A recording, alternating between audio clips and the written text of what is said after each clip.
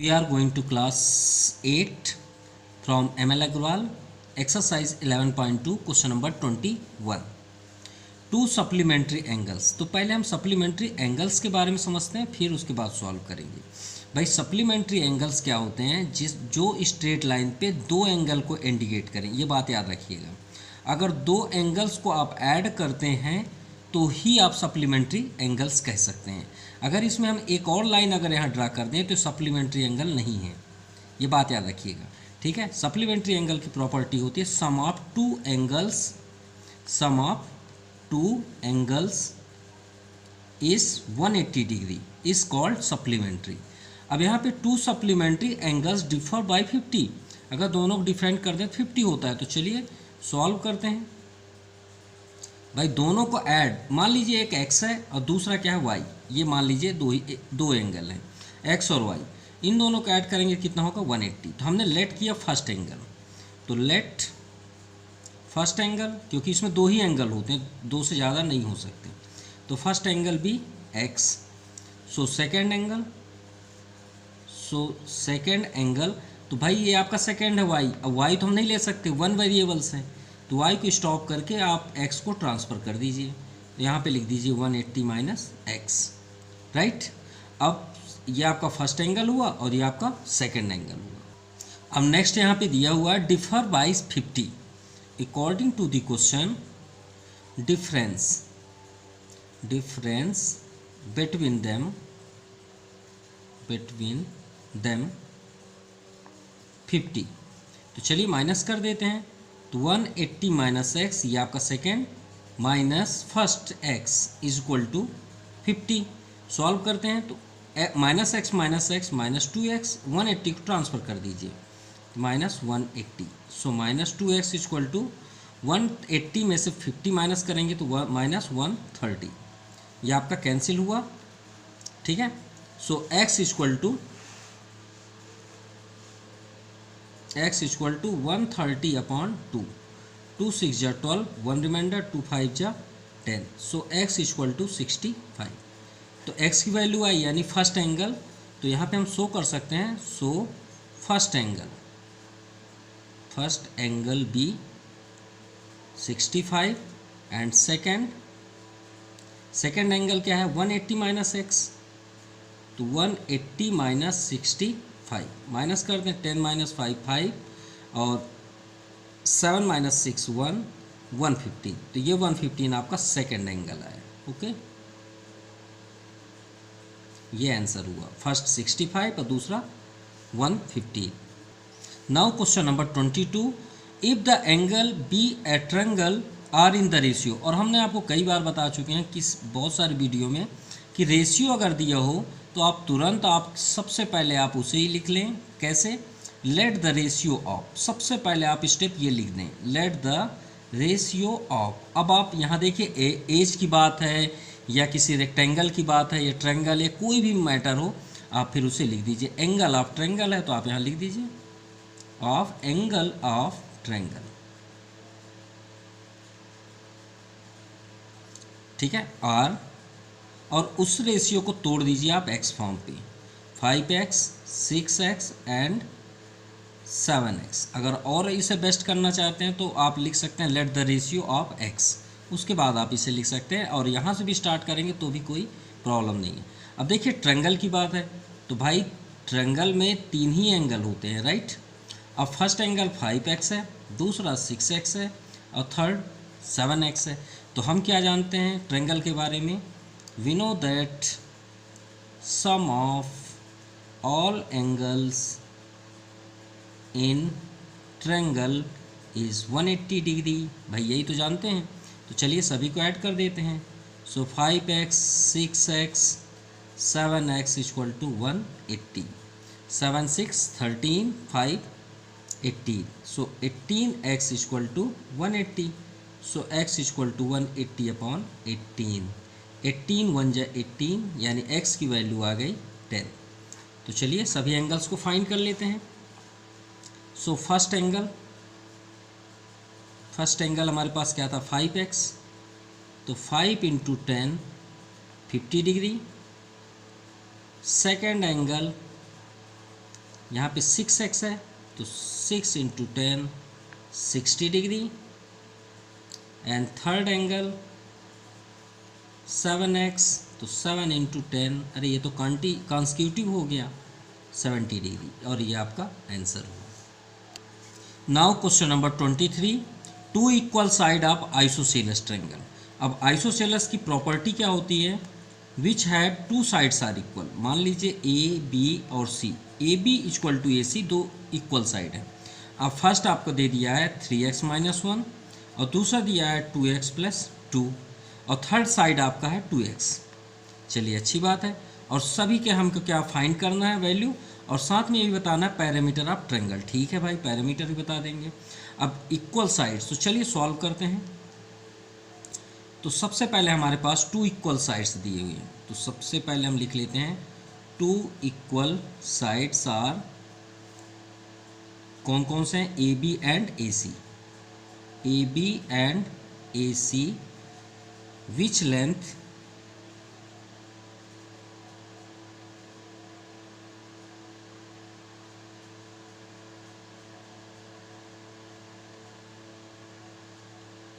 Length 3x minus 1 and 2x plus 2। ठीक है, ये हो गया। अब भाई दोनों इक्वल होते हैं तो चलिए इक्वल कर देते हैं, जैसा कि बोला गया कि दोनों तो इक्वल हैं, तो ये हो गया आपका इक्वल साइड, राइट। अब चलिए सॉल्व करके देख लेते, शायद यहीं से x हमें मिल जाए। तो x को एक साइड कर लीजिए, तो 3x, 2x को इधर कर लीजिए तो माइनस 2x, यहाँ पे 2 प्लस में है, इसे ट्रांसफर कर लीजिए +1।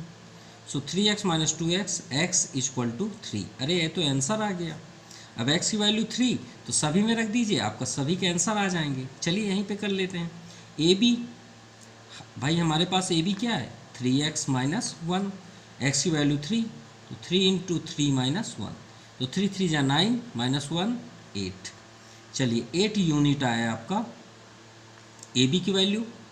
बी सी का 2x, तो 2 इंटू 3, ये हुआ आपका 6 यूनिट। चलिए ए बी बी सी हो गए। अब आते हैं सी ए पे। सी ए, तो सी ए में है 2x प्लस 2, तो 2 इंटू एक्स की वैल्यू क्या है 3 प्लस 2, तो 3 2 जा 6, 2 8। भैया ऐड करेंगे 6 2 8, ये 8 यूनिट हुआ। यानी यहाँ पे अगर हम ध्यान से देखें तो ए बी की वैल्यू 8 है, यानी ये आपका 8 हुआ। बी सी का 6 है, यहाँ पे आपका 6 हुआ, और सी ए 8 है, यहाँ पे हुआ 8। क्योंकि ये दोनों इक्वल हैं तो हमें सॉल्व करने की वैसे ज़रूरत नहीं थी, लेकिन फिर भी। लेकिन लास्ट में आपसे क्या पूछा गया, पैरामीटर ऑफ ट्रायंगल। तो पैरामीटर की कोई भी फार्मूला होता ही नहीं है पैरामीटर का, चाहे आप कोई भी डायग्राम करें, उनके सभी साइड्स को ऐड कर दीजिए, वही पैरामीटर कहलाता है। ठीक है, आपको फार्मूला लर्न करने की कोई ज़रूरत नहीं है। तो parameter of triangle equal to सभी को ऐड कर दीजिए, मतलब A B plus B C plus C A B का 8, बी सी 6, सी ए भी 8 ही होगा। 8 8 16, 6 22 यूनिट्स। ओके, ये आंसर हुआ। Now 24 number, if each side of A triangle is increase 4 centimetre. ध्यान से देखिएगा, एक ट्रायंगल है, उसके सभी साइड्स को हम 4 सेंटीमीटर इंक्रीज यानी बढ़ा दिए। जैसे मान लीजिए कि ये ट्रायंगल है और ट्रायंगल के एक साइड 2 सेंटीमीटर है, तो उसमें 4 सेंटीमीटर और ऐड कर दिए, तो कितना हो जाएगा 6। इसी तरह बोला गया है the ratio of parameter of new triangle and given triangle क्या हो जाता है 7:5। अब देखिए यहाँ पे रेशियो दिया हुआ है, ठीक है। अगर हम सॉल्व करते तो इसे लेट द रेशियो करते, ठीक है, लेकिन हमें यहाँ हिंट दे दिया है find the parameter of given triangle. तो देखिए हिंट में क्या दे दिया गया है, let the parameter of given triangle x ले लीजिए और increase 4 centimetre, so the parameter increase कितना हो गया 3 इंटू 4, क्योंकि देखिए साइड कितने होते हैं ट्रायंगल में 3। अब 4 सेंटीमीटर बढ़ाने हैं तो 3 4 जा 12 सेंटीमीटर बढ़ गए। तो according to the question information x plus 12/x equal to 7/5 ही दिया हुआ है, सिर्फ हमें इसे सॉल्व करना है। तो हमें कुछ नहीं करना है, सिर्फ हमें ये पूरा स्टेप बुक के हिंट में दिया हुआ है। कहाँ पे दिया हुआ है, हिंट में, ठीक है, वही हमने यहाँ पे नोट कर दिया है। और ये हमें अकॉर्डिंग टू द क्वेश्चन के अकॉर्डिंग दिया हुआ है कि 12 ये बढ़ गया उसके साइड में। देखिए ये ट्रायंगल है, अब ट्रायंगल में अगर मान लीजिए हम यहाँ एक्स करते हैं तो तीनों साइड मान लीजिए एक्स ही है। अब 4 सेंटीमीटर है, देखिए फर्स्ट पहले क्या है एक्स है, तो देखिए यहाँ एक्स है। अगर हम इस सभी में 4 ऐड कर दें तो कितना ऐड हो गया, 4 8 12, ये आपका 12 है। तो रेशियो कितना हो जाता है 7/5, ये क्वेश्चन दिया हुआ है। तो चलिए सॉल्व करते हैं, क्रॉस मल्टीप्लाई, ठीक है। तो x में देखिए इनटू करने में कौन सा ग्रेटेस्ट आएगा, भाई 7 ज़्यादा आएगा, तो 7 का x में कर लेते हैं और इसको इधर लिख लेते हैं। अब 5 का इधर करते हैं तो 5x, 12 5 जा 60, इससे क्या होगा हमारा सेटअप सही रहेगा। 5x को इधर ले आइए equal to 60, 7 - 5 2x equal to 60, so x equal to 60/230, और यही आपका आंसर है। सो perimeter of triangle is 30 centimetre, और यही आपका आंसर हुआ। Question number 25, the length of rectangle is, माफ कीजिए यहाँ पे 5 सेंटीमीटर है, इज 5 सेंटीमीटर, ठीक है। Length of rectangle is 5 centimetre less than है ट्वाइस, और विथ ट्वाइस किसके, ब्रेथ के। अब देखिए ब्रेथ का हमें पता नहीं है लेकिन लेंथ यहाँ पे दिया हुआ है, तो मान लीजिए एक रेक्टेंगल हम यहाँ पे शो कर रहे हैं, चलिए ठीक है। और सॉल्यूशन में सबसे पहले, क्योंकि हमारे पास यहाँ पे ब्रेथ नहीं है, तो हम सबसे पहले लिखेंगे let breadth of rectangle equal to हम ले लेते हैं x, ठीक है। अब इसी के अकॉर्डिंग हम लेंथ बताएंगे। सो लेंथ, तो लेंथ क्या हो जाएगा, ध्यान से देखिएगा, 5 सेंटीमीटर लेस मीन्स कम, चलिए माइनस कर देंगे, लेकिन बॉड मास यहाँ पे लगेगा ट्वाइस है, क्या है ट्वाइस मीन्स 2 टाइम्स, क्या होता है 2 टाइम्स। तो भाई ये तो ब्रेथ की बात हो रही है, तो ब्रेथ में हम क्या करेंगे, ट्वाइस पहले करेंगे, 2x और लेस भी करेंगे क्योंकि -5 भी है लेस देन, तो -5, ध्यान समझिएगा। देखिए ट्वाइस हुआ और 5 लेस देन, किससे, ब्रेथ से, इट्स ब्रेथ। फिर से रिपीट कर, जो लेंथ है रेक्टेंगल का, जो लेंथ है वो 5 सेंटीमीटर लेस और विथ ट्वाइस, तो ट्वाइस हमने पहले करें क्योंकि बॉड मास में पहले मल्टीप्लाई होता है फिर लेस या ग्रेटर होता है, तो ट्वाइस फिर ये माइनस, तो इसके अकॉर्डिंग लेंथ आपका हुआ 2x - 5 और ब्रेथ क्या हुआ x, चलिए ठीक है। If the length is decrease, अब लेंथ में हमें डिक्रीज करना है कितना, 3 सेंटीमीटर, तो डिक्रीज यहाँ पे हम शो करेंगे डिक्रीज बाय 3 सेंटीमीटर लेंथ। तो लेंथ कहाँ पे, ये है आपका, तो चलिए 3 माइनस कर दीजिए, तो कितना आ गया, 2x - 5 - 3 8 हो गया, -8 हो गया, ये हुआ आपका न्यू लेंथ। अब इसी तरह आपका लेंथ हुआ। अब ब्रेथ भी यहाँ पे देखिए, ब्रेथ इंक्रीज बाय 2 सेंटीमीटर, अब ब्रेथ इंक्रीज्ड बाय 2 सेंटीमीटर, तो चलिए ब्रेथ हमारे पास क्या है, x है, x में 2 इंक्रीज कर दीजिए तो मतलब +2, तो यहाँ पे दिया है द पैरामीटर ऑफ रेक्टेंगल कितना हो जाता है 72। तो चलिए पैरामीटर ऑफ रेक्टेंगल में चलते हैं, तो पैरामीटर ऑफ रेक्टेंगल कितना है 72। अब पैरामीटर ऑफ रेक्टेंगल का फार्मूला क्या होता है, 2 bracket length plus breadth equal to 72।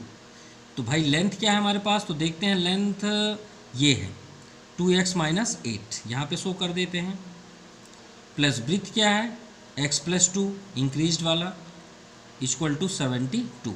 2 को ट्रांसफ़र कर दीजिए, क्योंकि 2 को अंदर इंटू करने के बजाय हम उसे ट्रांसफ़र कर देते हैं, तो 2 3 जा 6, 1 2 6 जा 12। चलिए वो तो क्लियर हो गया, 2 ख़त्म। अब 2x और x कितने हो जाएंगे 3x, और -8 + 2 -6 इक्वल टू 36।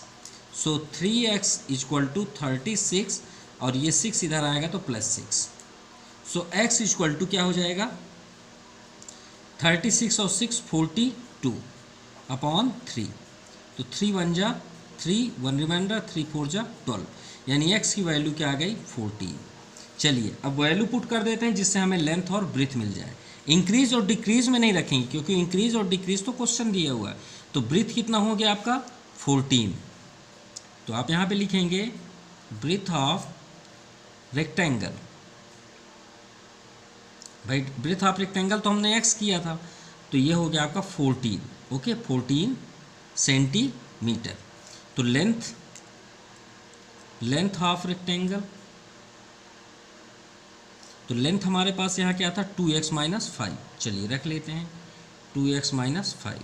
तो 2 इंटू एक्स के प्लेस पे 14 माइनस 5, तो 14 टू जा 28 और 28 माइनस 5 23 सेंटीमीटर। अब हमें फाइंड क्या करना है लास्ट में, find the area of rectangle. तो चलिए एरिया ऑफ रेक्टेंगल कर लेते हैं।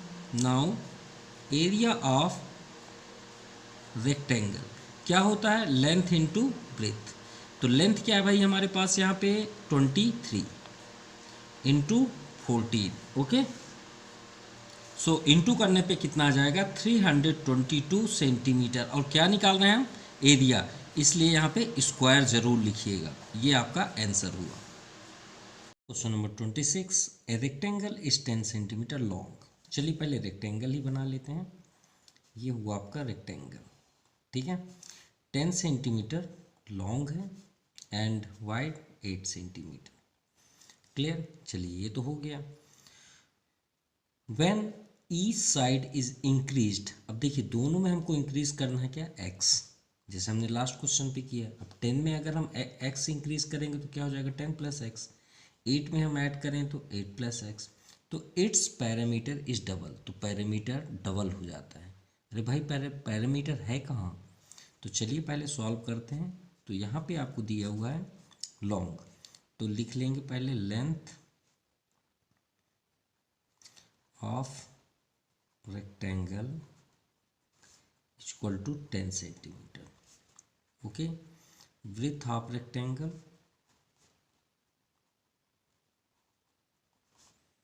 Equal to 8 centimetre. तो पहले पैरामीटर फाइंड कर लें तो ही तो इंक्रीज करेंगे ना। सो पैरामीटर ऑफ रेक्टेंगल,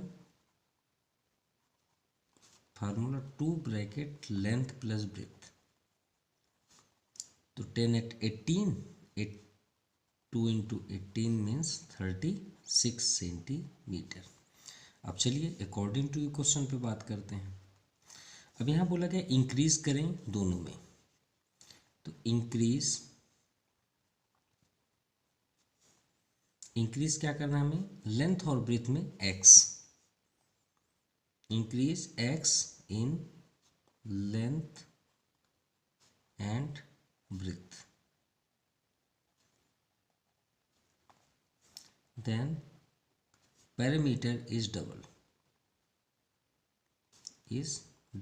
ये दिया हुआ है डबल्ड मीन्स होता है 2 गुना। ठीक है, तो चलिए दोनों में इंक्रीज करते हैं। तो भाई हमारे पास लेंथ क्या है 10, तो 10 में हमने पहले प्लस किया तो 10 प्लस एक्स हो गया। ठीक है, ये लेंथ है तो 10 प्लस एक्स, और ब्रेथ 8 प्लस एक्स। ठीक है,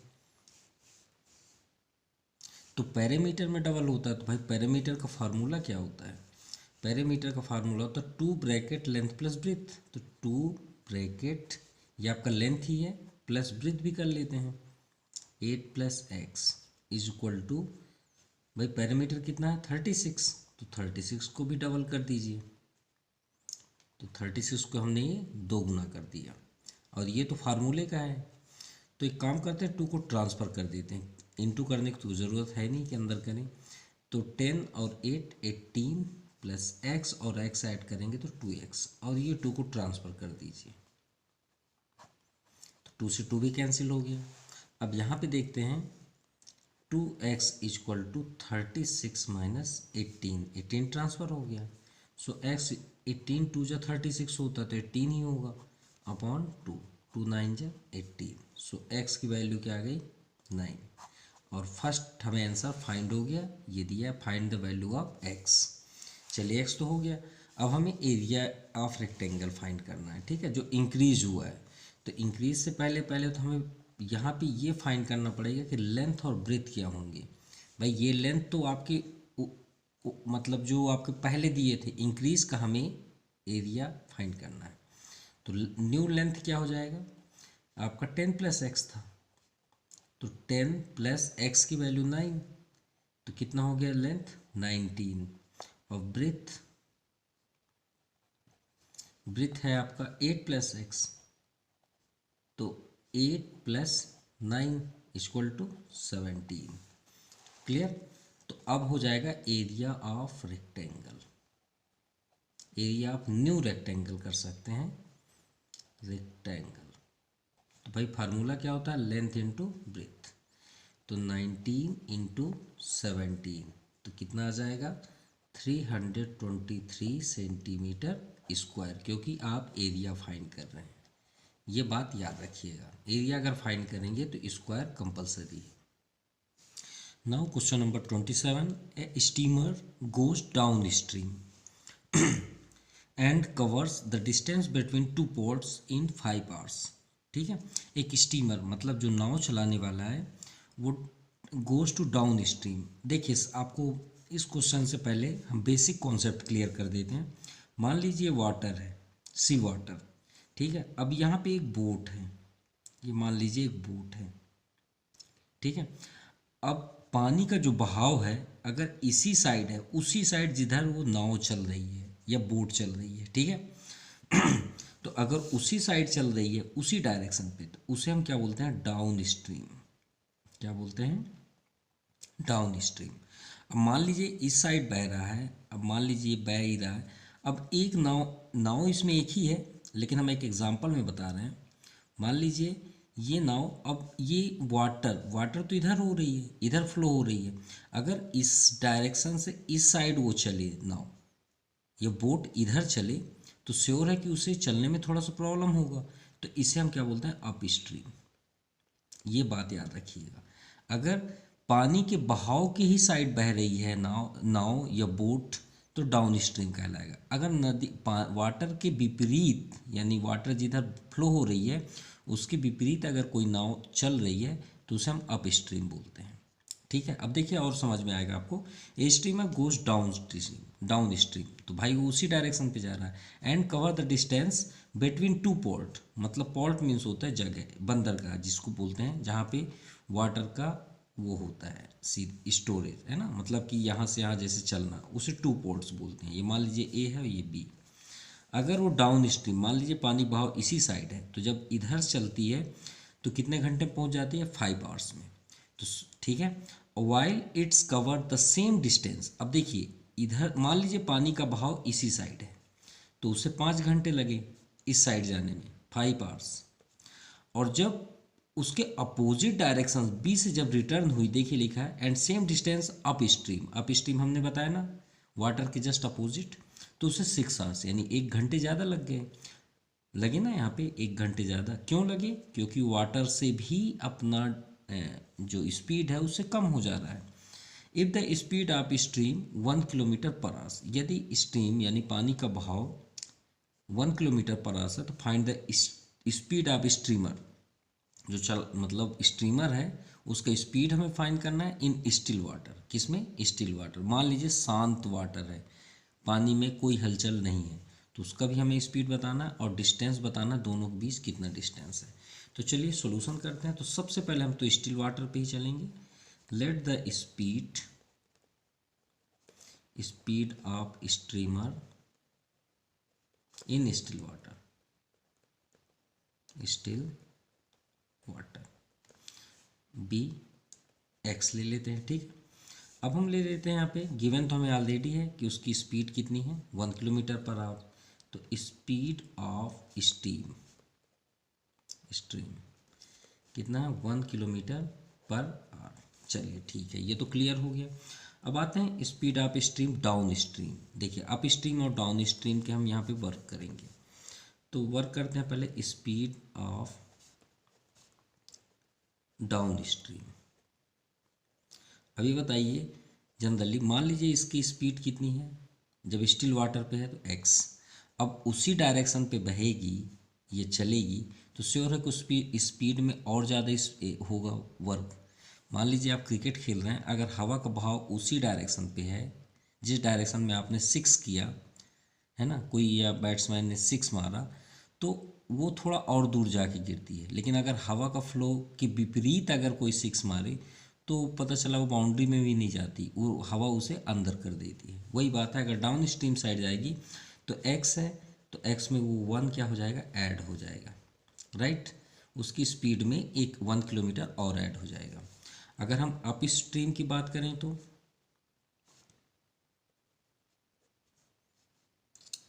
सॉरी स्ट्रीम है यहाँ पे, अप स्ट्रीम की बात करें तो उसकी स्पीड में 1 किलोमीटर पर आवर्स क्या हो जाएगा, कम हो जाएगा, राइट।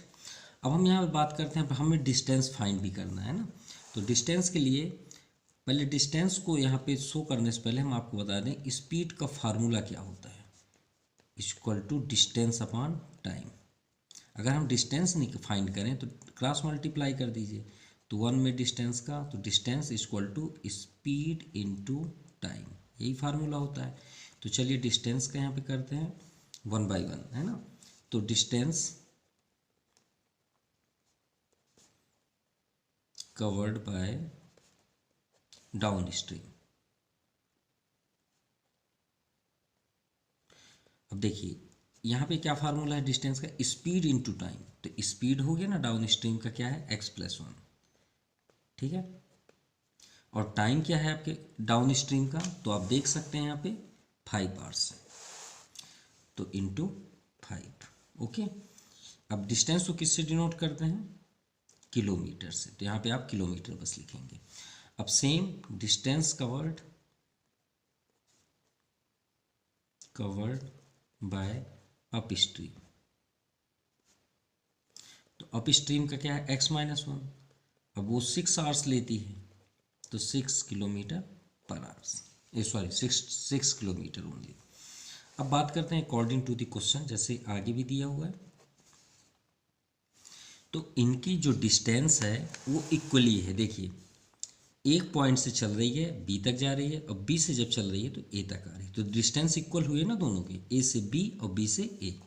तो आप यहाँ लिखना चाहें अगर डायग्राम के अकॉर्डिंग तो आप लिख सकते हैं A B equal to B A, क्योंकि भाई हम ए से बी चलेंगे तो उतना ही डिस्टेंस है, बी से ए चलेंगे तो भी उतना ही डिस्टेंस है। तो इसे हम क्या बोलेंगे, अब इसे डाउन स्ट्रीम और इसे क्या बोलेंगे, अप स्ट्रीम। तो डाउन स्ट्रीम का क्या है distance, x+1 into 5 equal to upstream. तो चलिए मल्टीप्लाई भी कर देते हैं, तो 6x-6, ओके। अब इसे सॉल्व कर लेते हैं, तो 5x+5 equal to 6x-6। x यहाँ ग्रेटेस्ट है, तो आप एक काम करिए x को ही इधर ले आइए, तो आप माइनस से बच जाएंगे। तो यहाँ 5 है, -6 को ट्रांसफर करेंगे तो +6, 6 5 11, और 6x-5 है x, ये आ गया आपका x की वैल्यू। और x था क्या, तो आप देख सकते हैं speed of steamer in still water, तो ये आ गया 11 स्पीड, ठीक है। तो आप यहाँ पे शो करेंगे speed of steamer in still water,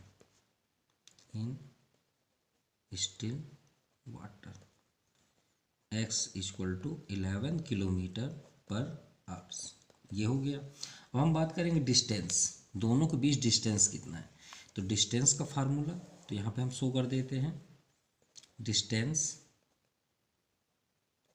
A B था, ये है आपका ए बी। अब ए बी में यहाँ पे देखिए तो x+1 इंटू 5, तो x+1 इंटू 5, तो x की वैल्यू 11, 11+1 इंटू 5, चाहे आप इसका वैल्यू फाइंड कर लीजिए चाहे इसका, दोनों का सेम ही आएगा। 11+1 12, 12 इंटू 5, 12 5 जा 60, ये किलोमीटर पर आवर्स मत लिखिएगा क्योंकि डिस्टेंस है, तो डिस्टेंस किलोमीटर पे होगा, ये आपका आंसर होगा। Now question number 28, distance between two place A and B. तो चलिए दो डिस्टेंस बना लेते हैं, ये हो गया ए, ये हो गया बी। इस 350 किलोमीटर और इन दोनों के बीच 350 किलोमीटर का डिस्टेंस है। ठीक है, 2 car start from A and B. अब एक कार यहाँ से चल रही है, ठीक है, और अनदर कार यहाँ से चल रही है। मान लीजिए कार बी है और एक कार ए है। टूवर्ड ईच अदर, और दोनों एक साइड, एक ही मतलब इसी डायरेक्शन की ओर चल रहे हैं, एक दूसरे से मिलने के लिए। Between them after 4 hours is 62 kilometre. अब ये 4 घंटे तक चले हैं दोनों, ठीक है, 4 आवर्स तक। तो 4 आवर्स के बाद इन दोनों का डिस्टेंस 62 किलोमीटर बच जाता है यहाँ से। मतलब ये दोनों मिलने के लिए जब बचते हैं तो वहाँ पे कितने किलोमीटर डिस्टेंस रह जाता है, 62 किलोमीटर। अब यहाँ पे बात करते हैं, if the speed of one car is 8 kilometre per hours less than, मतलब एक कार की स्पीड 8 किलोमीटर पर आवर्स कम है। तो चलिए स्टार्ट यहीं से करते हैं। भाई एक को तो है, भाई जो कम है वो स्लो चल रही है, और जो जो स्पीड है वो स्पीड जनरली। तो लेट द फास्टर कार लिख लेते हैं तो ज़्यादा बेस्ट होगा। Faster car, sorry, let the speed of faster car equal to x kilometre per hour. ठीक है, सो अनदर कार, जो दूसरा कार है, उसकी स्पीड कितनी है, 8 किलोमीटर लेस देन है। तो इसी में से माइनस कर देते हैं 8 किलोमीटर। क्यों भाई, मान लीजिए ये कार 60 किलोमीटर पर आवर्स की स्पीड में चल रही है, तो ये कितनी चलेगी, 52। कैसे, 8 हमने माइनस कर दिए, तो ये लेट हुआ। इसको हम सिर्फ एग्जांपल पे बता रहे हैं, ये हो गया। ओके, अब आगे देखते हैं, तो आगे हम क्या लिखेंगे यहाँ पे, तो यहाँ देखते हैं, यहाँ से यहाँ तक ट्रेवल करने में उन्होंने कितना डिस्टेंस कवर किया।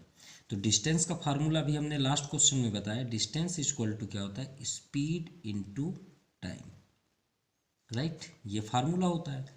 तो भाई यहाँ तक तो कार पहुँच गई है ये वाली। अब मान लीजिए ये वाली कार बी जो है वो ये है, ठीक है, तो यहाँ हो गया उसकी स्पीड x-8 और ये वाले कार की स्पीड हो गई x। ठीक है, तो ए से इस पॉइंट तक पहुँचने में, मतलब P तक, मान लीजिए P ले लेते हैं, है ना, और यहाँ Q ले लेते हैं। तो ए से P तक पहुँचने में उसका डिस्टेंस क्या होगा, तो स्पीड क्या है, x है। टाइम कितना लगा यहाँ से यहाँ तक जाने में, 4 आवर्स ना।